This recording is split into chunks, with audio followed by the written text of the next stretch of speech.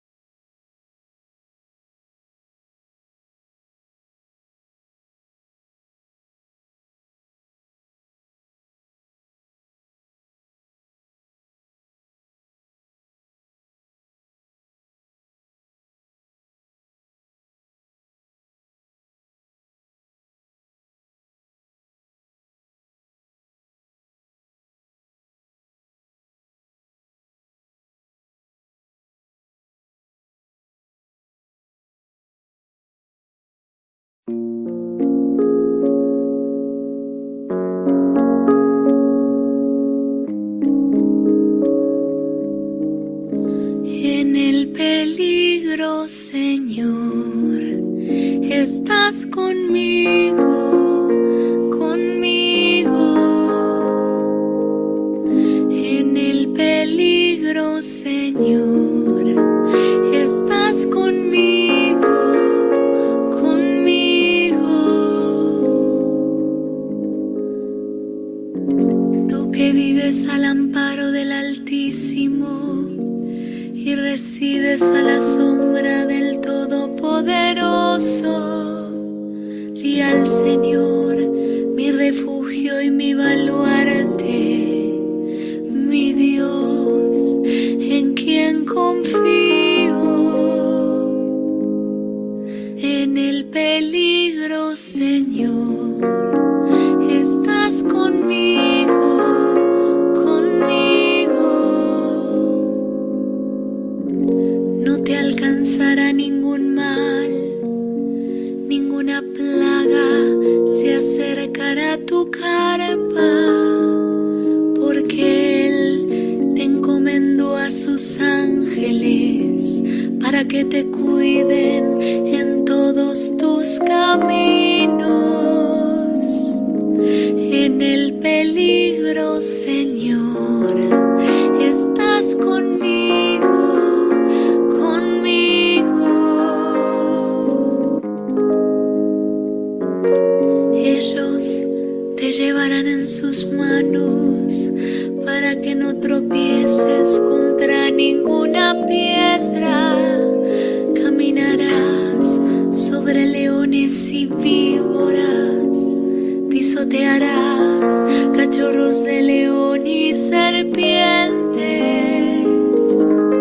En el peligro, Señor, estás conmigo, conmigo.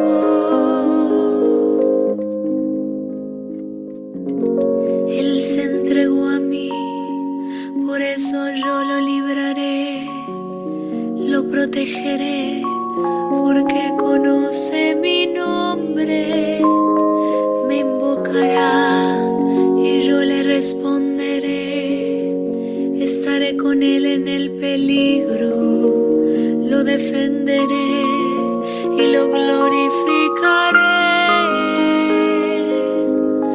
En el peligro, Señor, estás conmigo, conmigo. En el peligro, Señor, estás conmigo, conmigo.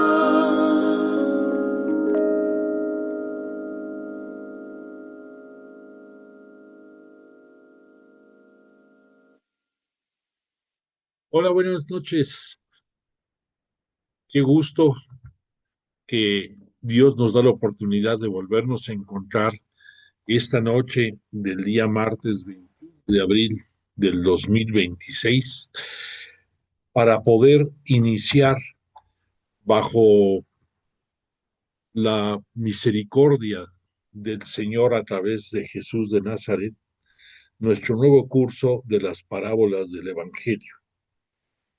Esta es la primera de las clases que vamos a tener sobre el tema y estoy muy contento de poder iniciar este curso.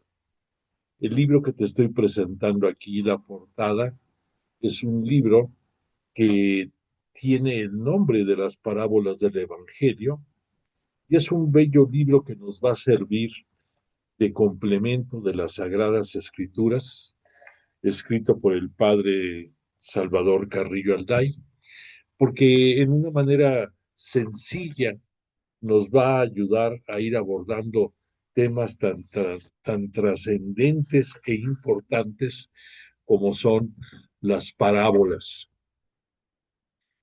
Vamos a comenzar como es debido, siempre y hoy con más entusiasmo, de pedir la presencia de Jesús de Nazaret y del Espíritu Santo entre nosotros para que nos impulsen a entender mejor estas parábolas y le vamos a pedir a Dios Padre que nos acompañe también y que nos permita conocer su palabra a profundidad, con detenimiento, que la saboreemos, que la vivamos, que la gocemos.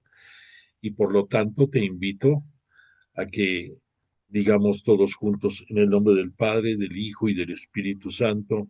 Amén. Padre nuestro que estás en el cielo, santificado sea tu nombre. Venga a nosotros tu reino. Hágase tu voluntad en la tierra como en el cielo. Danos hoy nuestro pan de cada día. Perdona nuestras ofensas, como también nosotros perdonamos a los que nos ofenden. No nos dejes caer en la tentación y líbranos del mal. Dios te salve María, llena eres de gracia. El Señor está contigo, bendita eres entre las mujeres, y bendito el fruto de tu vientre, Jesús. Santa María, Madre de Dios, ruega por nosotros pecadores, ahora y en la hora de nuestra muerte. Amén. Gloria al Padre, al Hijo y al Espíritu Santo, como era en el principio, ahora y siempre, por los siglos de los siglos. Amén. E invocamos al Espíritu Santo y decimos: oh Espíritu Santo, don de Dios y fuerza de lo alto, fuente de agua brotante de vida eterna, desciende y mora en nuestros corazones. Haznos verdaderos adoradores del Padre. Condúcenos a la plenitud de la verdad y transfórmanos en testigos de Jesús para llevar su nombre hasta los confines de la tierra. Amén. Bueno, pues esta noche, como siempre, tenemos una petición particular y el día de hoy le pedimos a Dios Padre que en su misericordia tenga al difunto Papa Francisco, que el día de hoy cumple su primer aniversario de que partió de este mundo.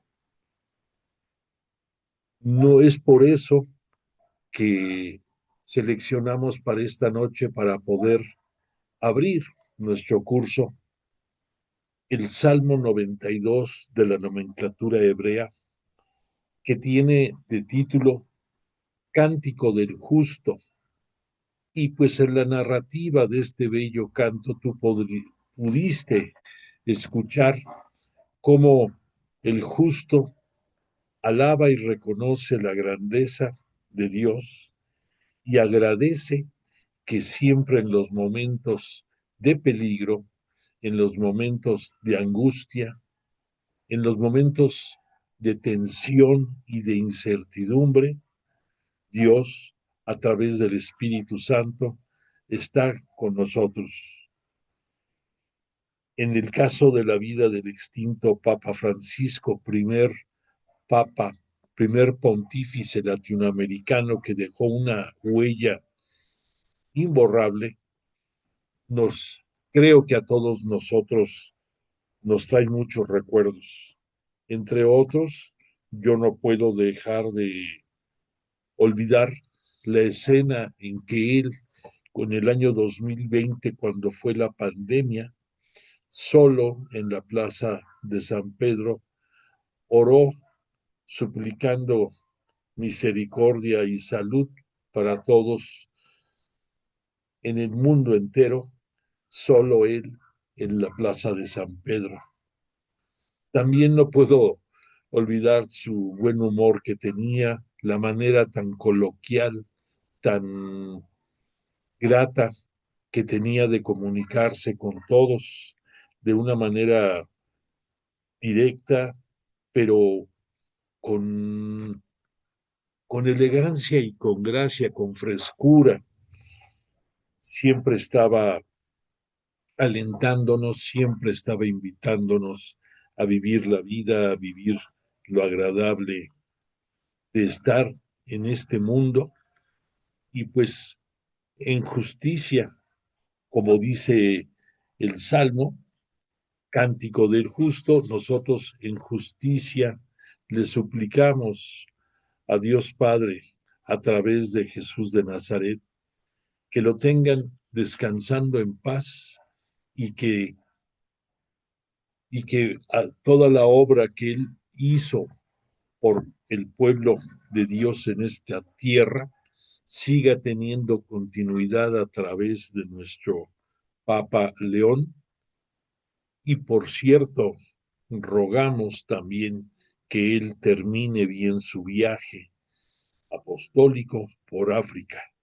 Entonces, hoy nuestra petición va por el extinto Papa Francisco y por nuestro Papa gobernante actual, para que siendo ellos los vicarios de Cristo en esta tierra, tengan siempre la protección y la guía de María Santísima para llevar la barca de Pedro hasta el fin del tiempo, en los tiempos escatológicos de la parucía. Pues que así sea. Y yo te agradezco a ti que me honras en estar en esta apertura de curso, de este nuevo curso, y quiero decirte que el día de hoy vamos a utilizarlo como una medida, como una clase introductoria para ir saboreando y para ir entendiendo lo que vamos a estar eh, reflexionando en los próximos tiempos. Para empezar, quiero decirte que estamos claros que llegado el tiempo de la plenitud, cuando Dios Padre ya desde antiguo tenía definido el tener la gracia para nosotros de enviarnos a su unigénito, a Jesús de Nazaret, a este mundo, para darnos a conocer el reino de Dios, o como dijeran nuestros hermanos judíos, el reino de los cielos. Entonces tuvimos la fortuna de que descendió el Hijo del Hombre, ya en su característica humana, para estar entre nosotros. Y gracias a la aceptación incondicional de la siempre Virgen María, Madre de Jesús, y por misericordia de Él, Madre nuestra también, ella sin restricción alguna se convirtió en la esclava del Señor, como lo cita ella misma en el Magnificat, en esa bella oración que nos trae recuerdos de estos inicios, y se convirtió el virginal seno de la Virgen en el arca de no, en el arca de la alianza de la nueva alianza que su hijo iba a obtener para todos nosotros. Ahí cambió la historia de la humanidad y gracias a eso podemos estar esta noche del día 21 de abril comenzando este curso. Y me fascina la fecha en que estamos comenzando, porque el día 21 nosotros estudiosos de la Biblia sabemos de que además de que es un número primo, que solamente puede ser dividido entre la unidad y el propio número, es la conjunción de la multiplicación de 3 por 7. Y el 3 y el 7 sabemos que dentro del estudio bíblico uno se refiere a la perfección y otro a la plenitud. Entonces es una diosidencia que esta noche estemos comenzando este curso bajo la inspiración del Espíritu Santo en esta fecha tan trascendental. Bueno, pues entonces, retomando el tema, Jesús de Nazaret va a encarnar de María Santísima y por obra del Espíritu Santo, y ahí va a cambiar la historia. Sabemos, por los estudios que hemos estado haciendo todos nosotros, de las noticias, de las buenas nuevas los cuatro evangelistas nos han dado a conocer sobre la vida y obra de Jesús, sabemos que él tuvo su vida pública y su vida privada. No es que se quiera tener por razones inimaginables la vida privada de Jesús sin comentarios o con muy pocos comentarios. Tú, que te ufanas y que estás dedicándote a aprender Biblia, te quiero comentar que dentro del judaísmo, realmente a partir de que tenían 20 años, era cuando ya se les consideraba eh, prácticamente hombres maduros, hombres, como dijéramos actualmente, ciudadanos, y por esa razón, entre otras, se tiene poca información dentro de las Sagradas Escrituras de la niñez y juventud de Jesús. Y vamos a observar que ya cuando comienza su vida pública, va a estar alcanzando nuestro divino Rabuní, nuestro maestro y señor, la edad de 30 años, porque era la edad que dentro del judaísmo se consideraba la apropiada para poder leer los textos sagrados en las sinagogas, poder hacer comentarios sobre las mismas y que demandaba eso, por supuesto, un conocimiento profundo de las escrituras. Por lo mismo, muchas de las personas que tenían la oportunidad de hacer las lecturas de los rollos sagrados en las escrituras, muchos de ellos tenían formación o con rabinos judíos que les iban dando a conocer las escrituras o, en su defecto, los menos agraciados, una cercanía con los escribas. Los escribas sabemos que eran dentro del judaísmo aquellas personas que se dedicaban a copiar las escrituras en forma manual. ¿Por qué? Pues porque no había imprenta en aquellos tiempos y mucho menos todos los medios electrónicos con los que ahora contamos.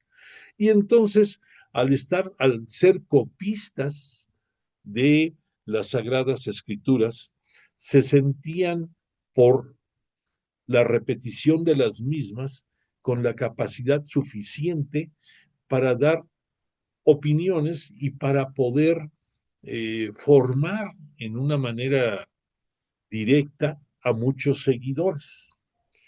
Más sin embargo, los que tenían la gracia de formar parte de las escuelas de los grandes rabinos, pues tenían un prestigio y tenían un reconocimiento más fuerte dentro de la comunidad.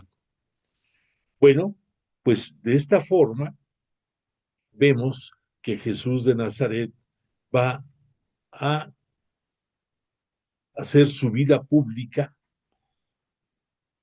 mediante dos grandes recursos. Uno, la predicación de palabra para darnos a conocer el reino de Dios. Y la otra, obras portentosas, obras poderosas, por medio de las cuales refrendaba en parte la validez de sus intervenciones orales y también como un complemento para brindar a los más necesitados sanación y también curación. Sabemos que además de esta sanación y curación, gracias a la misericordia que nos tuvo Jesús al entregar su cuerpo, al entregar toda su persona, su divinidad, hacia nosotros por amor, y después de su sepultura, descenso a los infiernos, al Sheol, y posteriormente por la portentosa resurrección que el Espíritu Santo y por voluntad de Dios Padre efectuó sobre su unigénito, gracias a esto, Él va a ser glorificado. Y al obtener la glorificación por todo su desempeño en este mundo en el cual cumplió la voluntad de su Padre, gracias a eso vamos a obtener también la salvación como un regalo que además de que era la contundente victoria sobre la muerte, sobre el Satanás de parte de Jesús, la victoria final en la vida, ahora sí que en la vida y muerte de Jesús, gracias a esto, además de la sanación y la curación, vamos a poder todos gozar de la salvación. Bueno, pues entonces esta acción de parte de Jesús de darnos a conocer el reino de Dios dentro de los seguidores del judaísmo, van a mencionar esto como el reino de los cielos. Recordemos que por respeto al Todopoderoso, los judíos omiten el dar su nombre y ocupan algunos, algunos nombres, unos gentilicios dentro de una gama de 72 distintos para referirse a la majestad divina, de acuerdo a las circunstancias. Y recordemos que Jesús de Nazaret nació dentro de una familia judía, vivió dentro de una comunidad judía,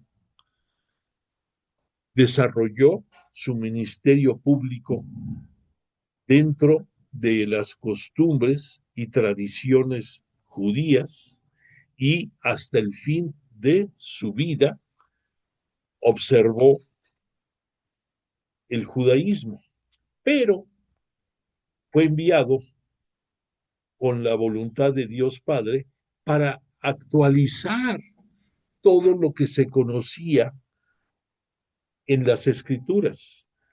Hemos visto que en la persona de Jesús se cumplieron todo lo que estaba escrito acerca del Mesías en los escritos proféticos, en los salmos de la Sagrada Escritura y en los libros que en su conjunto forman los 73 libros de nuestra Biblia cristiana católica. En aquellos tiempos, obvio, todavía no estaban agregados los 27 libros del Nuevo Testamento, que son derivación del actuar de Jesús en este mundo.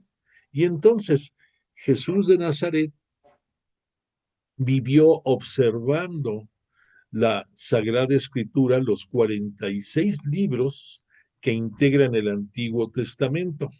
Debo de aclarar que los 46 libros son para nuestra observancia, que dentro del judaísmo, por diferentes ajustes que hacen en sus escrituras, en el caso de Jesús, que se piensa pudo haber conocido la Biblia palestinense, o sea, la Biblia que se leía en la Palestina de aquellos tiempos, que no tiene que ver el término palestinense con una determinada eh, delimitación geográfica, como ahora quisiéramos que lo hubiera.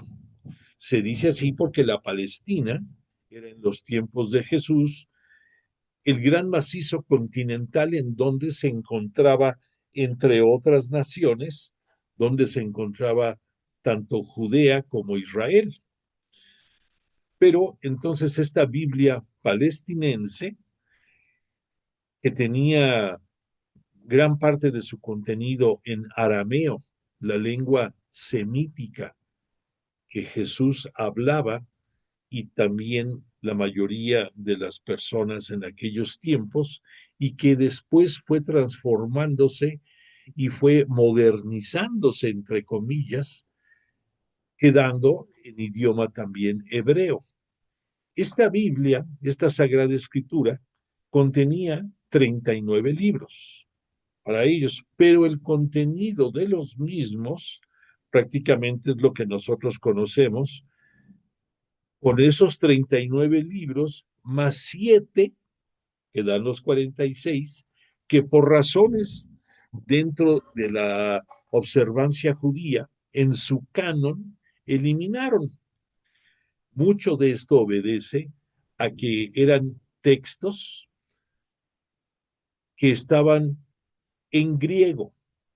Entonces, hay que acordarnos que las autoridades religiosas judías en el año 270 más o menos antes de Cristo pidieron que se transcribiera sus sagradas escrituras al griego. ¿Por qué? Pues porque por la diáspora, por la expansión, por la salida de muchos judíos en distintos momentos, entre otros, cuando fue la deportación a Babilonia, muchos judíos ya no regresaron a su tierra de origen.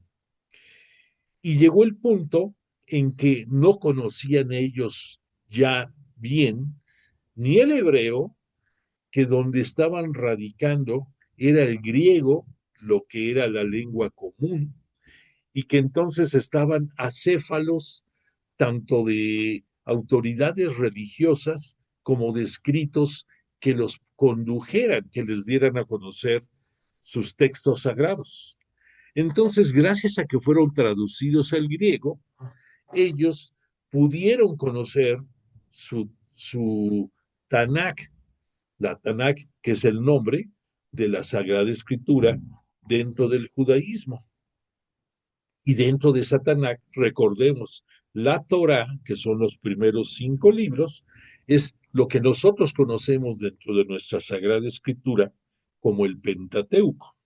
Bueno, cerramos este paréntesis.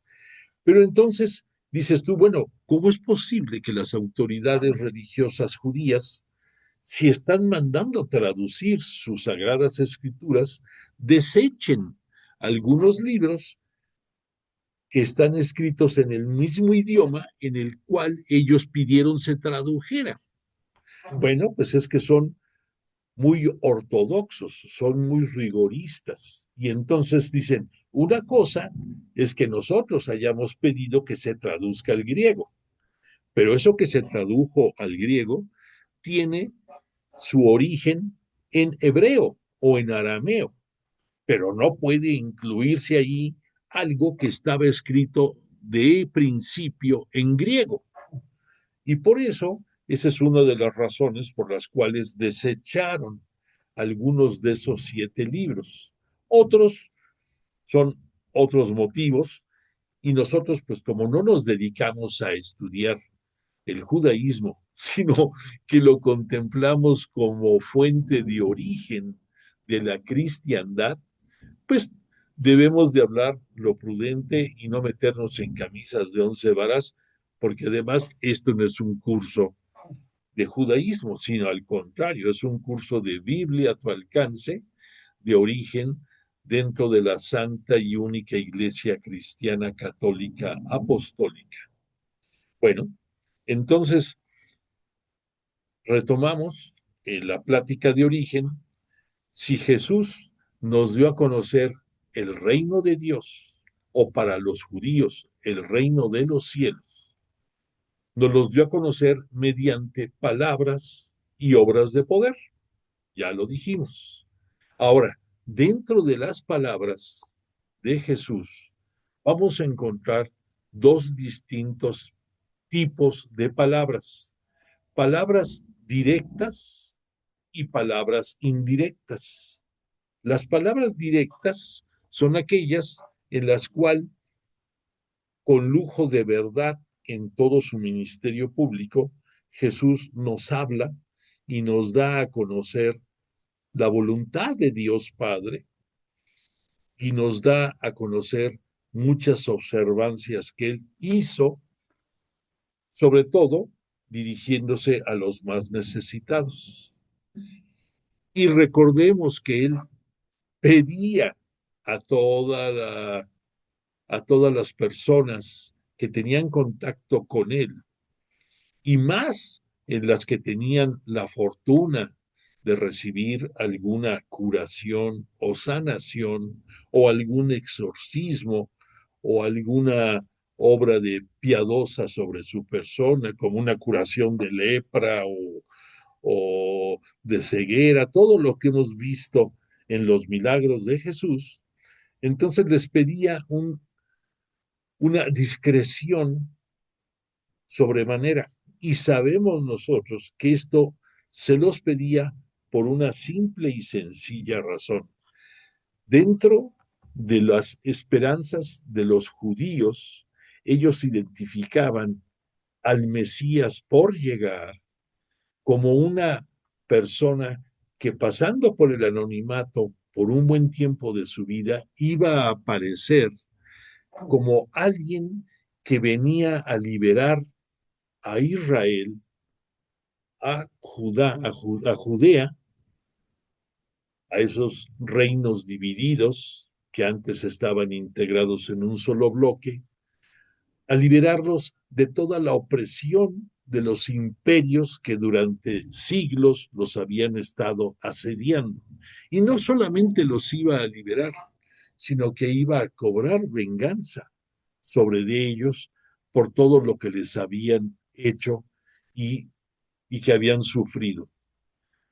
Y Jesús, sabedor de que la voluntad de su Padre iba en contra de este tipo de mesianismo, que Él había venido a este mundo para compadecerse de los afligidos, para sanar a los necesitados, para dar consuelo a los oprimidos. Era un tipo de mesianidad que no iba de acuerdo a la forma de pensar de los escritos y de las tradiciones judías.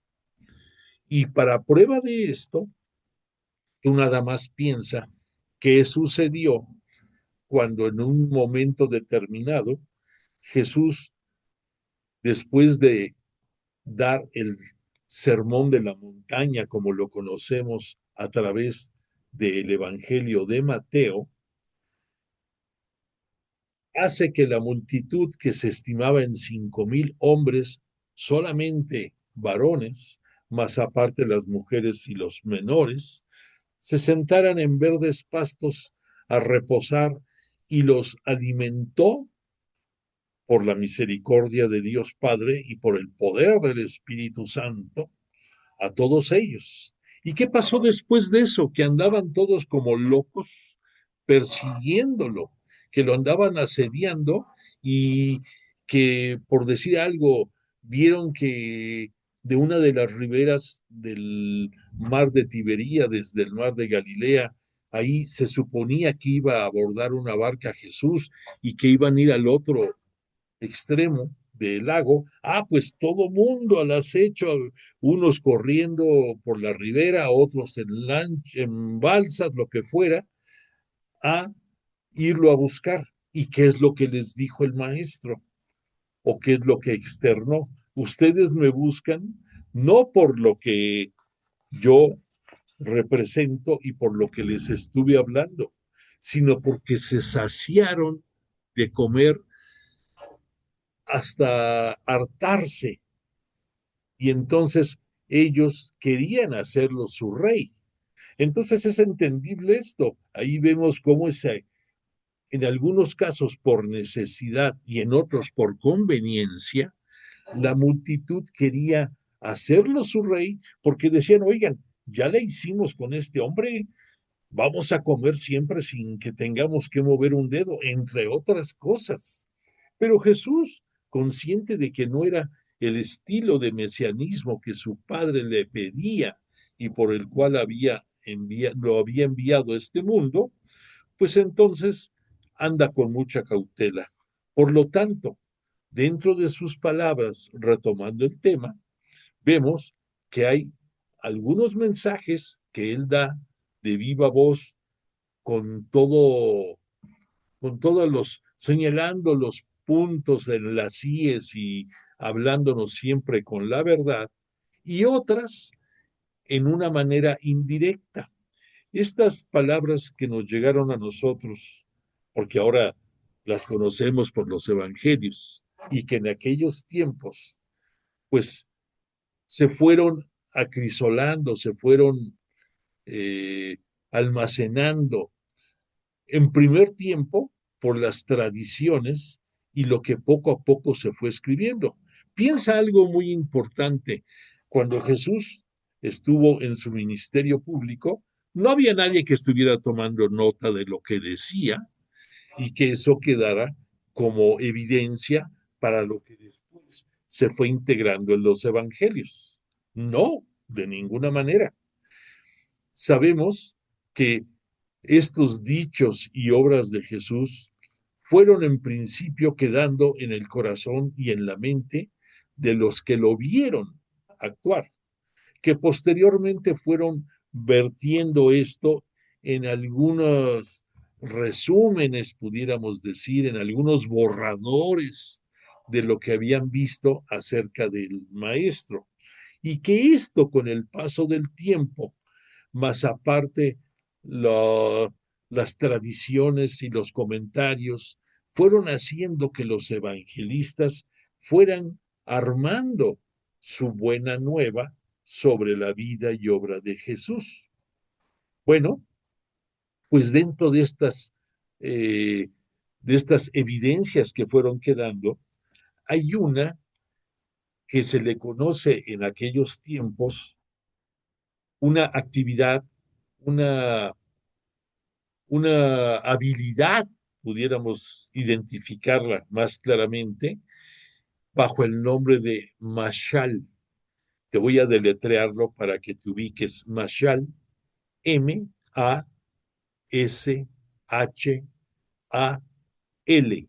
Mashal.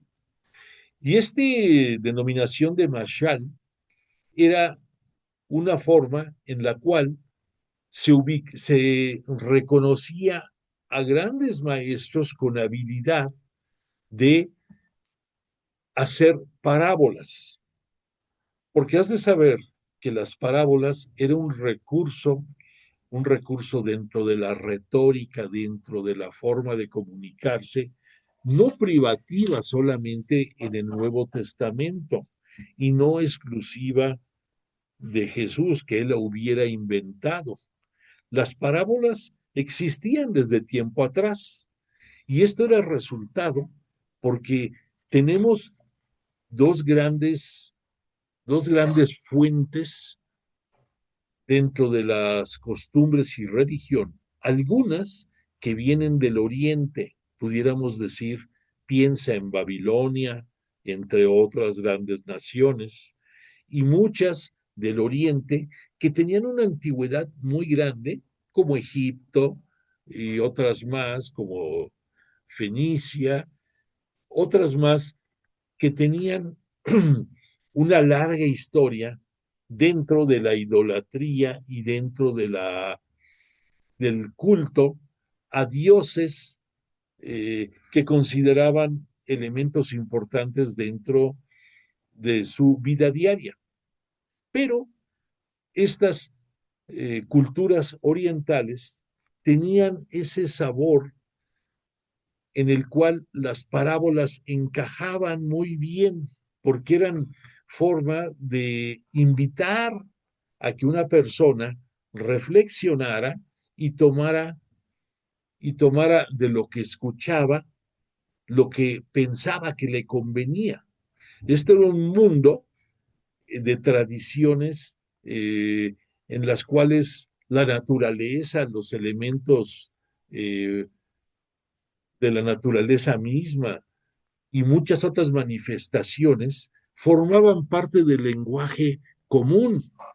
Ahora, la influencia de toda la civilización helenista, la influencia griega sobre todo este vasto territorio en ese tiempo y hasta nuestros días, era algo diferente. ¿Por qué?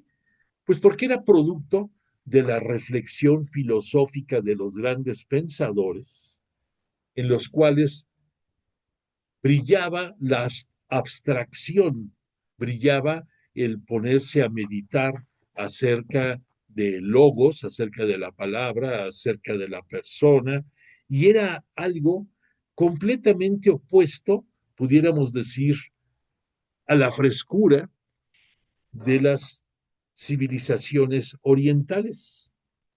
Por eso mismo, este término de mashal identificaba a estas personas y la actividad que hacían también se le conocía con el nombre de mashalim. Mashalim era una forma de decir en plural que había mashales, que había gente virtuosa en el manejo de las parábolas. Ahora, tú has de decir, bueno, ¿y qué evidencia tenemos de que en el Antiguo Testamento había también uso de parábolas? Bueno, pues en los 73 libros de la Biblia, de la Sagrada Escritura, en muchos lugares vemos referencias a este tipo de mensaje, de mashales. Pero te quiero dar, nada más recordar uno muy importante y que todo mundo conocemos.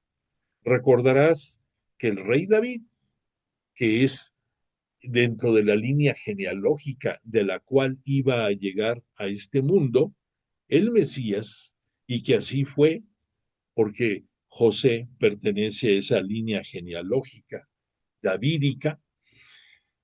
Entonces, este David, dentro de las cientos de mujeres y concubinas que tuvo oportunidad de tener, hay una, o hubo varias que sobresalieron, pero una mucho sobresalió, Betsabé, aquella mujer que fue esposa de uno de sus lugartenientes más fieles de David, de este Urías, y que en una ocasión, este David, observando que se bañaba Betsabé, se prendó de su belleza y la hizo su mujer y se enamoró de ella, la embarazó, después llegó a su corazón sentimientos que no debieron de haber sido y se elabora una treta para que Urías, que estaba de descanso, que estaba de días francos en Jerusalén en determinado momento, regresara al frente de batalla e hizo que los demás lugartenientes de su ejército lo pusieran al frente a Urías porque quería que lo mataran y eso sucedió. Gracias a eso, pues esta, queda viuda esta Betsabé y entonces, pues en un principio piensa David que tiene todo el campo abierto. Bueno, esto es lo que sucedió, que por cierto, vamos a ver ahorita, aparece un profeta, el profeta Natán. Y el profeta Natán, al igual que todos los profetas, es el intermediario entre Yahvé Dios, Dios Padre para nosotros, y el pueblo. Y entonces, recibiendo de parte de la divinidad lo que debe de hacer, va a ver al rey David y le empieza a platicar y de repente le empieza a hablar de una historia, pastor que tiene unas ovejas y de repente una de ellas se pierde y él empieza a buscarla y entonces urde robarse esa oveja y dar castigo o a dar separar al pastor de este campo, en fin, una historia muy bien armada, pudiéramos decir un cuento bien armado, en el cual llega el momento crucial en que le dice a David que qué pensaba de esa acción del que se había apoderado de una oveja y que había sido después desterrado y al mismo tiempo había desaparecido de este mundo por obra y gracia de alguien que había urdido esta treta. Y entonces el rey David dice que no, que es algo aberrante y que eso merece un castigo histórico, etcétera, etcétera. Y entonces, y solo hasta ese momento, el profeta Natán le hace ver, pues este eres tú. Y entonces ya se desenmascara este cuento que había estado armando Natán para que lo escuchara David y que pudiera darse cuenta de su oprobio, de su pecado, y que pidiera perdón al Todopoderoso. Como consecuencia de esto, pues sabemos que el hijo que estaba en las entrañas de Betsabé nace, pero va a morir a pesar de las súplicas de David hacia, hacia Yahvé, y que después, con el paso del tiempo, va a ser bendecida su unión y van a tener otros hijos, nada más y nada menos que entre los hijos que van a procrear, pues está Salomón, el rey que sucedió a este David, aquel rey que fue dotado de una inteligencia, una sabiduría sobrenatural por bendición de Yahvé Dios y que gracias a esa sabiduría pudo ser un rey muy poderoso en toda el orbe, que tuvo influencia en muchos reinos y que tristemente como consecuencia de esas influencias y conquistas a través de uniones con mujeres no judías, se fue pervirtiendo y fue deteriorándose la moral y la religiosidad del pueblo de Judea y que tristemente, como consecuencia de esto, a pesar de todo, a pesar de que Salomón fue el que erigió el templo de Jerusalén, va a tener que aceptar sus fracasos y después de su muerte va a dividirse el reino en reino del norte y en reino del sur. Y van a ser diferentes lugartenientes que él tenía los que van a dirigir a estas naciones. Bueno, pues esto sirve para que tú veas que sí, efectivamente, en el Antiguo Testamento hay también parábolas. Bueno, en el Nuevo Testamento tú vas a decirme, y aquí cuéntanos, háblanos un poco del origen de estas parábolas. Bueno, pues te puedo decir, te voy a poner aquí una lámina para que te vaya sirviendo de inspiración de lo que vamos a estar viendo. Como ves aquí en esta introducción, dice que tanto Marcos como Mateo presentan en su evangelio un conjunto literario bien definido que ha sido llamado el discurso de las parábolas. Sin embargo, la materia de uno y otro no es del todo la misma. Además, Lucas comparte con ellos en algunos elementos. El siguiente esquema hablará por sí mismo. Y aquí vemos el desglose de las parábolas en ambas. Aquí está el lado derecho el complemento de lo que ya no ocupo en esta hoja. Y si tú tienes curiosidad, pero te lo voy a hacer más fácil. Las parábolas que aquí se encuentran son 45. Tú recordarás, cuando vimos en el curso de los milagros de Jesús, vimos, estudiamos, reflexionamos sobre 34 signos de poder o milagros. En este caso, vemos que el desglose de estas parábolas son 45, o sea, son más parábolas que milagros de Jesús. No quiere decir esto que así haya sido. Te repito, lo que se fue quedando como elemento primario, como materia prima para la elaboración de los evangelios, es lo que se fue acumulando y las tradiciones que fueron pasando y de las cuales surgieron lo que está escrito acerca de Jesús de Nazaret. Pero sabemos que seguramente tuvo que haber más signos de poder, como también pudo haber habido más parábolas que no están contempladas aquí. Y te das cuenta también que en esta relación no aparece Juan, el cuarto evangelista. Sabemos que así como también en su evangelio Juan no cita muchas obras de poder de Jesús que ya habían tocado los tres evangelistas sinópticos, esa pudo haber sido la razón primordial por las cuales Juan no nos cita parábolas en específico. Sí nos cita dentro de el cuerpo de su evangelio, que Jesús hablaba en parábolas y que sus discípulos también le increpaban por qué hablaba en parábolas. Bueno, pues esto es el inicio de lo que es esas palabras indirectas a través del mashalim, a través de la actividad de mashal de Jesús de Nazaret.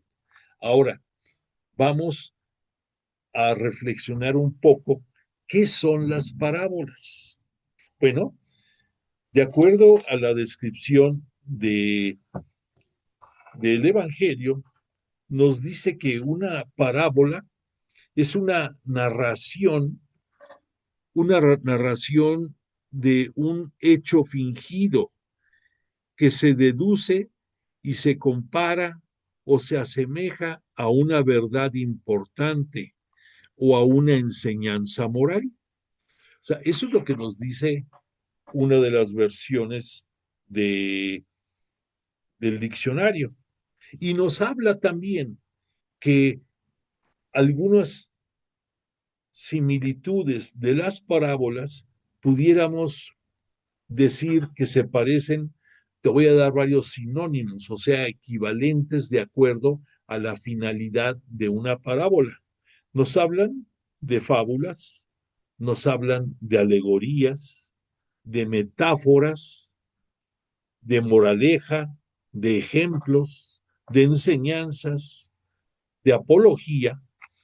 En pocas palabras, todos estos sinónimos que te he estado diciendo ahorita son figuras retóricas que nos proveen de ideas abstractas o personales, pudiéramos decir hasta históricas, y que nos invitan a reflexionar sobre la figura, sobre lo que nos están hablando, y que nosotros podamos deducir un fin imaginario o deductivo. Por lo mismo, lo que yo puedo deducir acerca de una parábola, no por fuerza tiene que ser lo que tú deduzcas. Y así como lo digo contigo, piensa con cualquier persona. O sea, que una parábola va a ser algo que nos va a presentar una situación determinada, mas no nos va a dar la conclusión de la misma. Y por esa razón, vemos que dentro del Evangelio, sobre todo tanto Lucas como Mateo nos van a citar lo que se conoce como el discurso parabólico, en el cual Jesús va a dar varias de sus principales parábolas y sus discípulos le van a increpar después, ¿por qué nos hablas en parábolas? Y posterior a esta alocución, Jesús les va a explicar algunas de las parábolas, pero no les va a explicar todas las parábolas. Por lo mismo, vemos que dentro del ministerio público de Jesús va a ser necesario que el Espíritu Santo que Él nos presenta y que va a ser enviado cuando Él es glorificado después de su increíble estancia en esta tierra entre nosotros, que su Padre le va a dar, lo va a sentar a su derecha y le va a dar ya no solamente el título de rey de la tierra, sino rey de todo el universo, y que Jesús le va a pedir que el Espíritu Santo que le está dando su Padre como otra dotación de sabiduría, de todas las virtudes y gracias posibles para acrecentar todavía la ya de por sí divinidad de su Hijo, Él le pide que ese Espíritu Santo sea enviado a sus apóstoles. Y esto sucede el día de Pentecostés. ¿Y qué es lo que pasó en Pentecostés? Pues vemos que dentro de las primeras acciones del Espíritu Santo, una de ellas fue el darles a entender a los apóstoles todo lo que Jesús les estuvo hablando durante su ministerio público y que ellos no entendieron. ¿Por qué? Pues porque sabemos que eran humanos y que al igual de muchos adolecían de mucha capacidad deductiva, que eran inteligentes, pero que estaban dentro de la media del común denominador. Y el Espíritu Santo, al descender sobre ellos, una de sus primeras acciones es acrecentarles esa inteligencia, el dotarles, por qué no decirlo, de sabiduría divina para poder interpretar correctamente todas las enseñanzas y actuaciones de Jesús Maestro dentro de la comunidad y junto a ellos. Además de eso, el Espíritu Santo les va a dotar de una cantidad enorme de gracias y por lo tanto, entre otras, la parresía, o sea, esa capacidad de fortaleza, de ímpetu, de asedio, de contundencia, que gracias a eso van a empezar desde ese día de Pentecostés a recibir, a convencer a la multitud de la vida y obra de Jesús, de su mesianidad, y que su iglesia está abierta para los que crean y tengan fe en sus palabras y obras. Y entonces ese día de Pentecostés, nos dice la Escritura, van a ingresar 3,000 personas a la nueva iglesia cristiana católica. Y sabemos que 3,000 es un número simbólico que significa 3, la perfección, y 1,000, multitud. Entonces, sin que sea artículo de fe, entraron los que tenían que entrar ese día, en pocas palabras. Bueno, pues entonces aquí vemos la acción portentosa del Espíritu Santo enviado por Dios Padre a petición de Jesús de Nazaret. Entonces, aquí nos está dando la pauta y la clave de cuál es el elemento vital para poder entender las parábolas de Jesús. ¿Cuál es el elemento vital? El Espíritu Santo. Y esto lo digo porque ya mencionamos que esas tradiciones y esas eh, borradores que se fueron haciendo de las palabras y de las obras de Jesús, por supuesto que también fueron incluyendo el, el título o quizás parte del cuerpo de las mismas parábolas. Y entonces vamos a encontrar que va a existir cuatro diferentes momentos para poder entender las parábolas. Abusado. Cuatro diferentes momentos. ¿Cuáles son estos cuatro distintos momentos para poder entender las parábolas?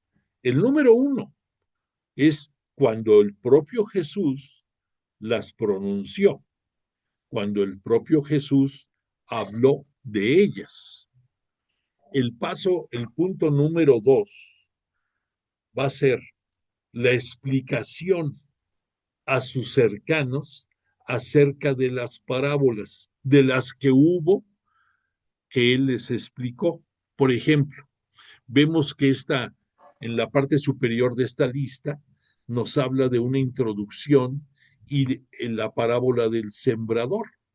Y después la pregunta de que por qué hablas en parábolas. Esto lo vamos a ver concretamente reflejado en dos grandes apartados dentro de la Sagrada Escritura. En el caso del evangelista Marcos, en su capítulo número 4, y en el caso de Mateo, en su capítulo número 13. Los dos se van a parecer bastante, pero hay diferencias. Ahorita te voy a decir cuál es esa diferencia.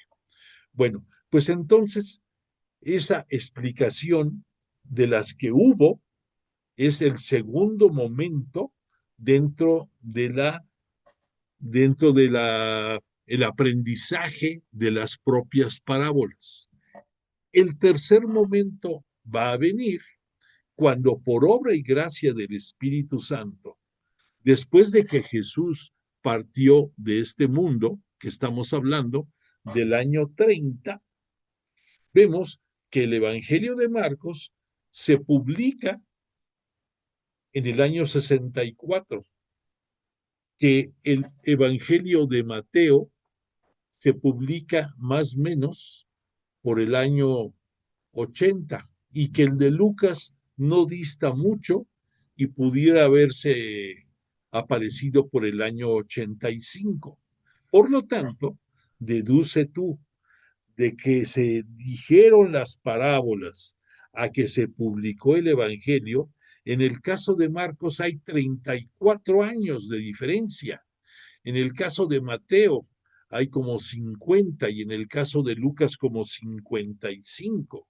Entonces, aquí, por obra del Espíritu Santo, estos propios evangelistas van a darle una interpretación a las parábolas que el maestro dijo dentro de su ministerio público cuando estuvo entre nosotros. Pero esto no lo pueden lograr si no es bajo la inspiración del Espíritu Santo. Por muy truchas que fueran estos evangelistas, no tenían la capacidad deductiva para poder decir, la parábola de la lámpara y la medida significaba esto y hay que pensar en esta forma, o que la semilla que crece significa esto, esto y esto otro. Por su cuenta y obra, no eran capaces de hacerlo. Pero gracias al Espíritu Santo van a darle una interpretación que va a quedar asentado dentro de la Sagrada Escritura. Y el cuarto momento dentro de la deductividad y de las consecuencias que estas parábolas tienen, es el que tú y yo vamos a vivir al poder reflexionar sobre estas parábolas y que le pedimos al Espíritu Santo nos ilumine para poder actualizar el contenido de estas propias parábolas. Entonces, te repito, son cuatro diferentes momentos en los cuales vamos a obtener luces de estas parábolas. Bueno, entonces ya nos queda claro que una parábola puede ser una historia corta, ilustrativa, intuitiva, puede ser hasta un cuento, puede ser, si tú quieres, vete al extremo, puede ser hasta una adivinanza. Si yo te dijera, por citar algo, a ver, eh, tengo agujas y no coso, y tengo números y no sumo, ¿qué soy? Pues a lo mejor te la sabes, a lo mejor no, pero es un reloj, ¿no? Entonces, bueno, hasta ese grado puede llegar a ser una parábola, puede ser algo que se lanza y que tú escuchas y que la consecuencia de lo que yo estoy lanzando la vas a deducir. Pues así fue en el caso de las parábolas que Jesús dijo y de las cuales quedó constancia de 45 de ellas. Ahora te decía que dentro de la introducción al discurso parabólico, porque así se le conoce, vemos que en el caso de Marcos es muy escueto, no nos habla mucho del por qué, cosa que Mateo sí lo hace. ¿Por qué Mateo sí lo hace? Pues porque su Evangelio de Mateo está muy estructurado al estilo de pensar de un judío. Entonces, el Evangelio de Mateo presenta 7 diferentes partes y dentro de esas partes, las primeras nos habla como una introducción del reino de los cielos, porque ellos no decía de Mateo como buen judío, no menciona tampoco a Dios, después nos va presentando la promulgación del reino de los cielos, después nos va presentando, va avanzando poco a poco dentro de la presentación del reino de los cielos. Y dentro de su capítulo 13, que pertenece a la parte cuarta de su evangelio, ahí nos va a hablar de una manera más profunda acerca del misterio del reino de los cielos. Te repito, para que no haya dudas de esta separación que hace Mateo de su evangelio. Comenzó, pues por supuesto, con la genealogía de Jesús, que ya la vimos, pero la segunda parte va a ser la promulgación del reino de los cielos. La parte tercera va a ser, va a ser dentro del Evangelio de Mateo la predicación del reino de los cielos. La parte cuarta es en donde se encuentra este capítulo 13, va a estar contenida en la iglesia, no, perdón, la iglesia primicia del reino de los cielos es la parte siguiente. El capítulo 13 se encuentra dentro del misterio del reino de los cielos. Bueno, ahí va a ubicar Mateo una profundización acerca de una introducción sobre el porqué de las parábolas. Concretamente, hasta lo va a señalar con un subtítulo, que es un discurso parabólico, así lo ubica.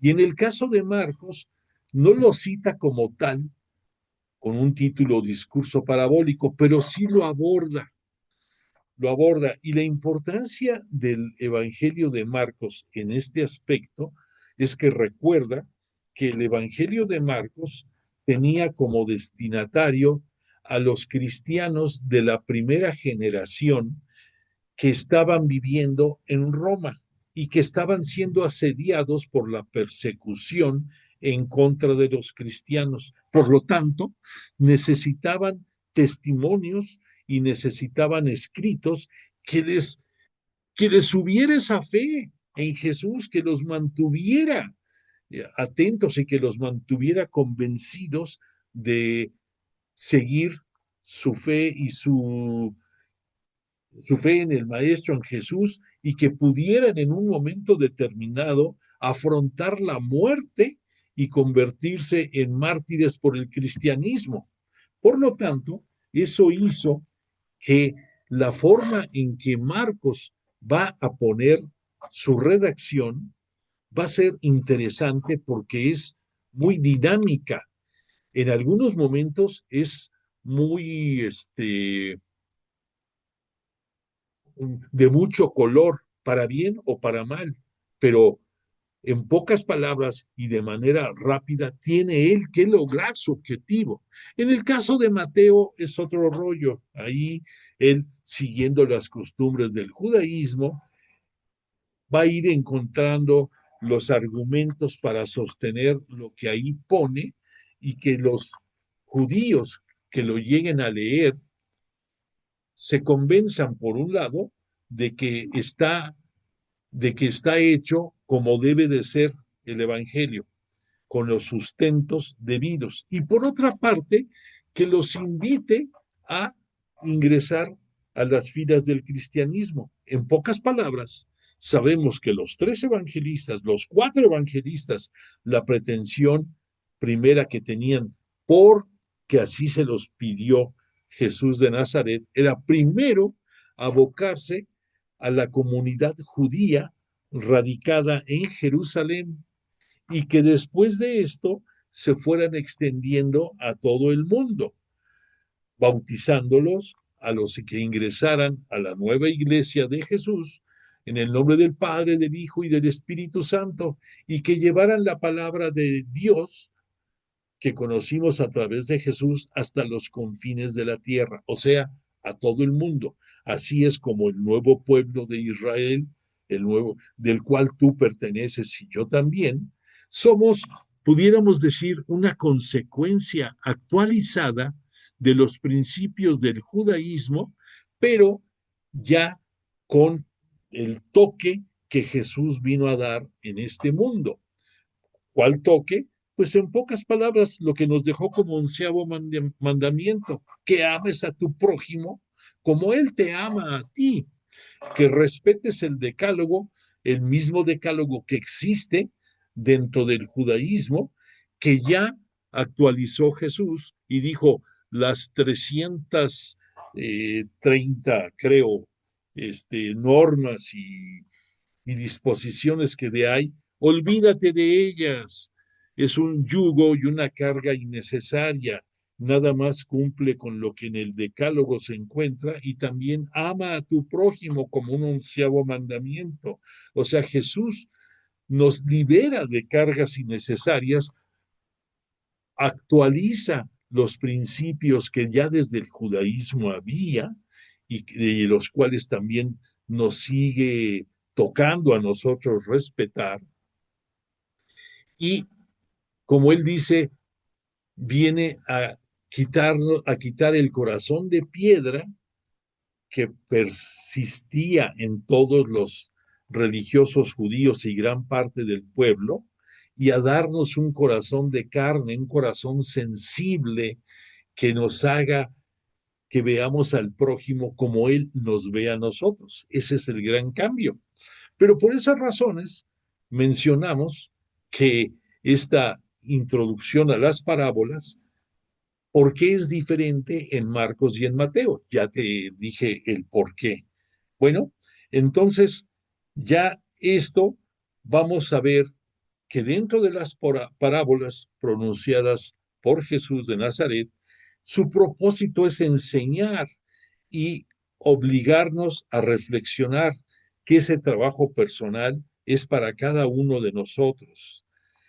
Que por otra parte, hay dentro del discurso de las parábolas, en el caso de Mateo, vamos a encontrar que nos va a agrupar 10 parábolas. Muchas de ellas aquí las estás viendo ya. ¿Y por qué 10? Pues porque 10 es el número de la elección, es el número, uno de tantos números que Mateo maneja a la perfección dentro de las tradiciones judías, y por eso nos va a citar 10, que en el caso de este Marcos son menos, pero ya dijimos por qué, porque con Marcos el tiempo corre y ahí había que catequizar en pocas palabras y con contundencia y profundidad. Por lo tanto, en el caso de Marcos, se ocupa más de milagros que en parábolas. ¿Por qué? Pues porque en los milagros permeaban más que las parábolas. No vamos a pensar que esos cristianos perseguidos se van a poner a reflexionar, ay, ¿qué querrá haber dicho Jesús con esta parábola? No, pero imagínate si se le presenta un milagro de el volver a traer a la vida a a un joven, o la hemorroísa que deja de sangrar y es curada, es más impactante para ellos, y por esa razón Marcos se aboca más a potencializar los milagros que las parábolas.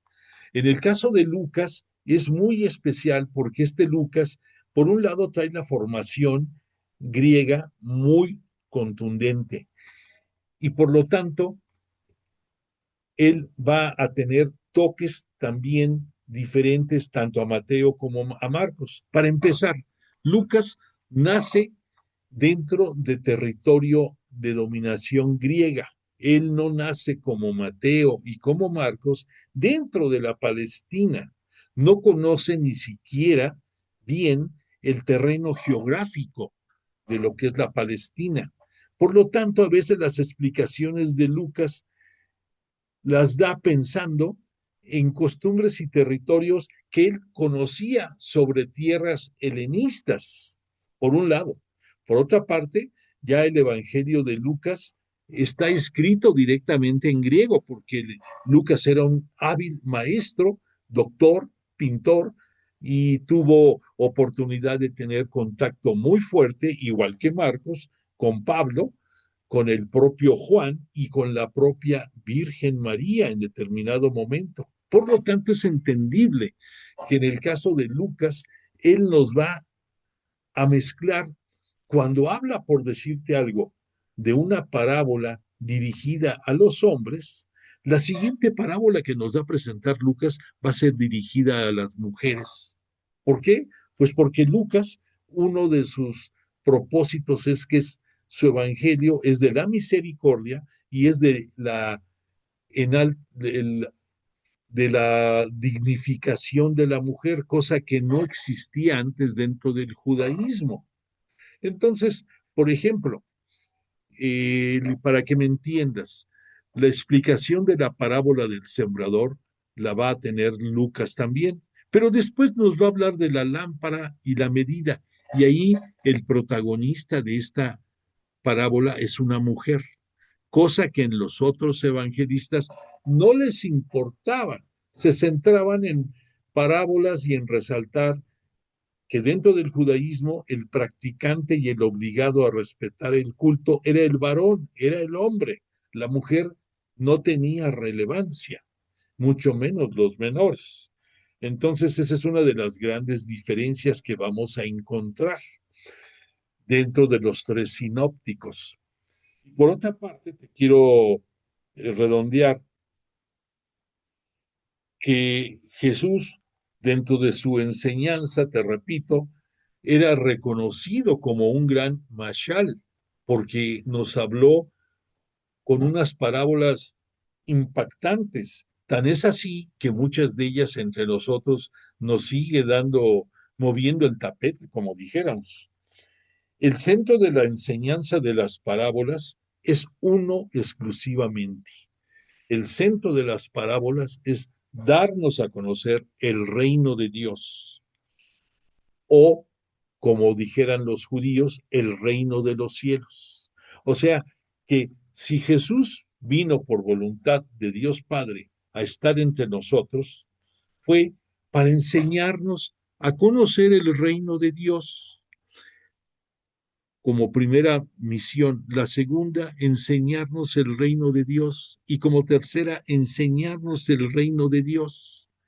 Pero como consecuencia de estos tres propósitos, el objetivo fundamental que Jesús persiguió con sus enseñanzas de palabras y de obras de poder fue enseñarnos a vivir el reino de Dios desde este mundo, a que observando las disposiciones del decálogo, siguiendo el ver a tu prójimo como él nos ama a nosotros, esto te permita a ti desde este mundo vivir el reino de Dios.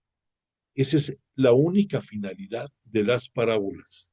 Si tú vas a ver ya con el paso del tiempo lo que vayamos viendo, que cada una de ellas tiene un gran contenido que nos va a orillar a deducir y eso nos va a llevar a la determinación, a la decisión de vivir el reino de Dios. Y entonces, si eso se logra, habrán cumplido su objetivo las parábolas que nuestro Mesías y Señor pronunció. Por lo mismo, Jesús dentro de su evangelio, ¿qué nos va a decir en un momento determinado? Con letras mayúsculas, abre tu mente ahorita para que recuerdes y refuerces lo que Él nos dijo. Jesús pregonaba el reino de Dios, que el reino de Dios está cerca, que, por lo tanto, convertíos y creed. Entonces vemos aquí cuál es el ABC de las parábolas. El A, que nos enseña a vivir el reino de Dios. El B, que para poderlo vivir tenemos que liberarnos de todos los lastres que tenemos y tenemos que convertirnos a sus enseñanzas, a sus palabras, a las obras de poder que nos mostró, a su misericordia y bondad. Y como consecuencia de esto, así como él le llegaba a pedir a quienes eran, eh, a quienes eran bendecidos, que por una obra de poder, por un signo de poder, ¿qué les pedía Jesús? Cree en mí, y si no crees en mí, por lo menos cree en lo que te estoy obrando en tu persona, en el cambio que estoy haciendo. Entonces, esto sigue aplicando para nosotros, que a través de las parábolas, repito, vamos a conocer toda la enseñanza indirecta dentro de las palabras que pronunció Jesús de Nazaret, la mayoría de ellas en el territorio de Galilea, la mayoría de ellas, pero que hubo otras más en otros lugares. Y que esto, la finalidad que tienen estas parábolas es que a través del Espíritu Santo nosotros entendamos las palabras de Jesús para no solamente conocer el reino de Dios, sino vivirlo desde este mundo ya.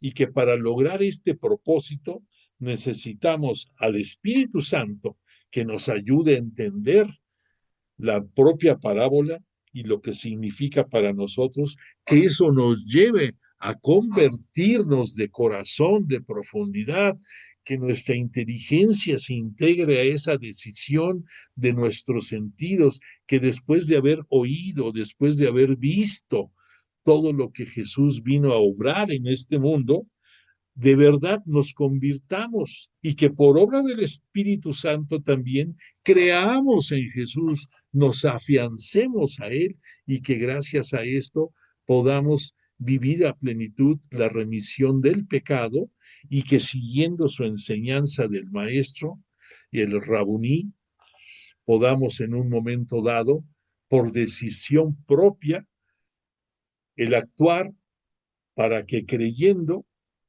lleguemos al reino de Dios para la vida eterna. Bueno, pues entonces esta es una pequeña introducción, no es toda la introducción, todavía nos falta ver otros puntos finos para poderlo entender bien, pero creo que avanzamos algo esta noche. Y por lo tanto, nada más te quiero, bueno, ya no me quiero meter más porque si no, no vamos a terminar y el tiempo apremia. Entonces, te voy a seguir pidiendo, como siempre, que des constancia de tu presencia, como lo tenemos acostumbrado.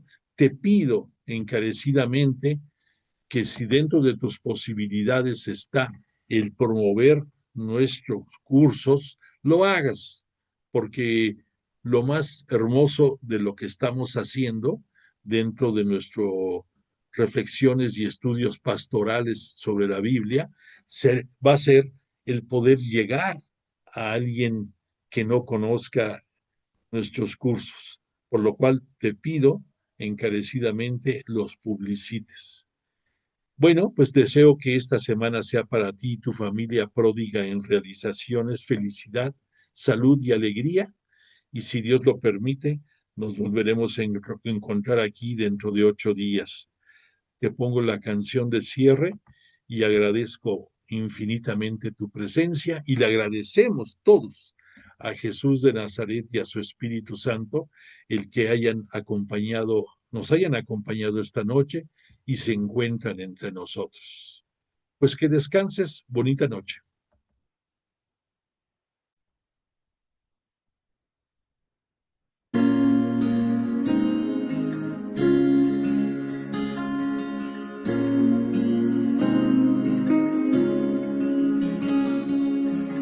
Muchas cosas me han contado de ti, tus milagros y lo que hiciste por mí. Sin embargo, no supe de ti, Señor, hasta que por fin tu amor me conquistó.